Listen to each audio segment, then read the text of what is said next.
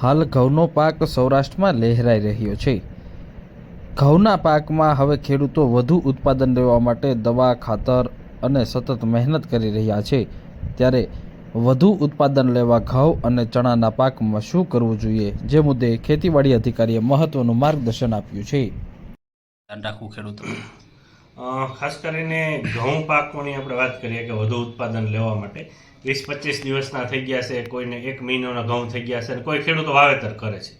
ખાસ કરીને ઘઉંમાં આપણે વાત કરીએ તો જે 20 દિવસના જે લોકોને ઘઉં થયા છે, એટલે હવે જે અવસ્થા આવે એ મુકુટ મૂળ અવસ્થા આવે, એટલે કે સાઈડમાંથી મૂળ ફૂટે। વિજ્ઞાન એવું કહે છે કે આ સમયે એને પોષણ અને પાણી એટલે કે પિયત આ બંનેની જરૂર પડે છે।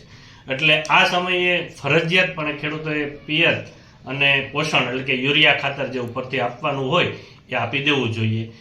સંશોધન એવું કહે છે કે જો આ સમયે તમે ખાતર અને પાણી ન આપો ને ચૂકી જાઓ તો 36% જેવું છે એ પાક ઉત્પાદનમાં છે નુકસાની થાય છે। આ સિવાય ત્યાર પછી દરેક પાકની કટોકટીની અવસ્થા હોય।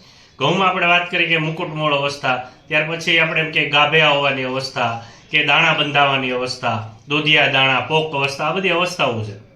એ સમયે એને જરૂરી માવજત ખાસ કરવી જોઈએ। અને આમ જોઈએ તો વોટર સોલ્યુબલ ખાતર એટલે કે જે 6% દ્રાવ્ય ખાતરો છે એનો છંટકાવ કરવામાં આવે તો પાક ઉત્પાદન સારું મળે। બીજું કે ઘઉંમાં એક છે કે ઝીંકનો જો છંટકાવ કરવામાં આવે, પાયામાં નાખ્યું હોય તો કોઈ જરૂર નથી, બાકી એનો છંટકાવ કરવામાં આવે તો પણ ઘઉંમાં છે એ સારું ઉત્પાદન લઈ શકાય છે।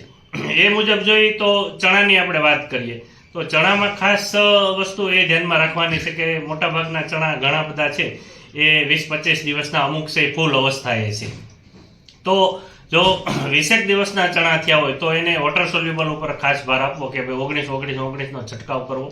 બાકી ફૂલ અવસ્થા છે તો આપણે એમ કહીએ કે હજી ચાલુ થાય છે તો 12-1.0 જે આવે છે પ્રવાહી ખાતર વોટર સોલ્યુબલ એ છંટકાવ કરવો જોઈએ।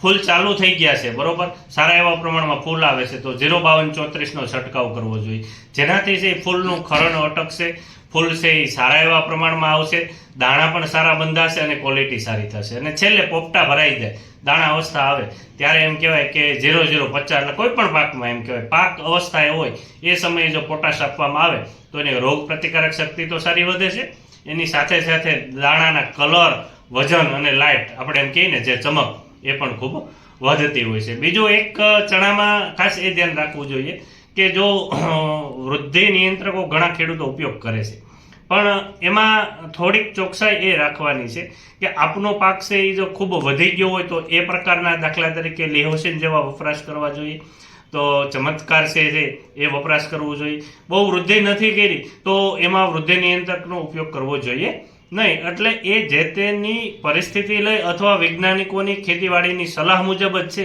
ખરેખર હોર્મોન્સનો ઉપયોગ કરવો જોઈએ। બીજું કે ચણામાં વધારે પડતું પિયત ન આપવું, વધારે પડતું જો પિયત આપવામાં આવશે તો એનો વાનસ્પતિક વૃદ્ધિ વધી જશે અને પાકવાના દિવસો છે એ લંબાઈ જશે। એટલે એને વાતાવરણને આપણી જમીન અને પાકના સ્ટેજ મુજબ છે એ પિયત આપવું જોઈએ। પણ ખાસ કરીને ચણામાં છે ફૂલ અવસ્થા, દાણા બંધાવા અવસ્થા અને દાણો બંધાઈ જાય આ સમયે પિયતની તાણ ન પડે એ ખાસ ખેડૂત મિત્રોએ ધ્યાનમાં રાખવું જોઈએ।